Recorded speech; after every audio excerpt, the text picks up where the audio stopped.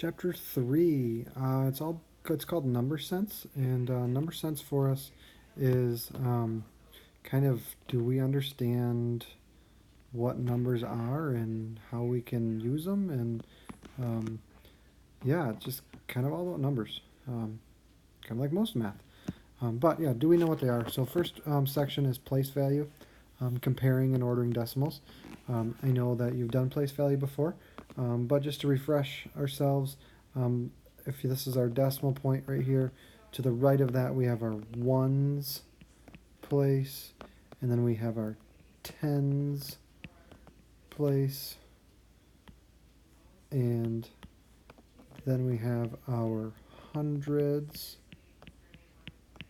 and our thousands. And we could keep going, and so on. But to the right of the decimal, we're going to add th to our numbers. And the first number is not our once, because if you look at 0.1, that's the same as 1 divided by 10, so that's 1/10. And the next one here, 0.12, is the same as 12 over 100, so it's 12 hundredths. So I'm just taking the 100 and adding th to the end. So tenths, hundredths, thousandths. Okay, so there's our place values there. When we look at numbers, so this little point here, when comparing decimals, you can add zeros. Okay, so what I'm talking about is if you compare these two numbers, we've got these, they don't line up well. So we can add zeros here.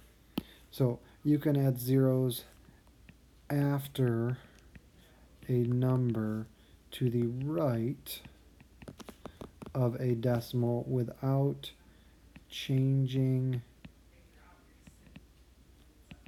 its value. Okay, so it doesn't change what it's worth.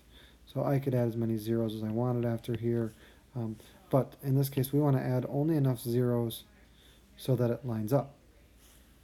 And that doesn't change the value of the number. So when you look at this 4.200, which one's bigger, 4.2 or 4.213? Well, this one here is larger than the other one. So larger number. Okay. Our next example here, we would add a single zero here. Now our numbers are the same length. And we're going to go each place by place. Threes are the same, ones are the same, twos are the same, fours are the same, and 6 and 0. This is the larger number there. Okay, so that's comparing decimals. So add zeros to make them the same length. But also remember, always line up your decimal points when you're comparing them like that. So we read numbers, like the number 5, we say the word 5 for, and we could write 5. But now we've got this decimal. Well, this guy right here, this decimal, we use the word and for it.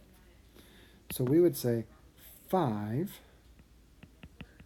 say the word 5, and this is 4, and that place value of that 4 is in the tenths. 5 and 4 tenths would be how we would say that one. This next one here, again, the decimal point is our and we would say 3, and there's our decimal point, and now we would say 14, because that's our whole number here, 14, and you're going to look at the last place value, hundredths. Okay, so whatever that last digit is in the place value here, that is where you are picking for your last word here. Now I am totally fine if instead of writing the word 3 out, you want to write 3 and 14 hundredths. Okay, you need to write the word hundredths and you need to write the word and, but the numbers, you can write the actual numerical numbers instead of the words.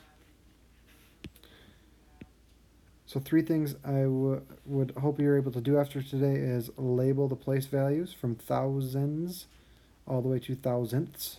Determine which decimal is larger or smaller when looking at two decimals. And then saying or writing things out. And again, this 3, you could write the number 3. And 24, you write the number 24. But the word and the place value needs to be written.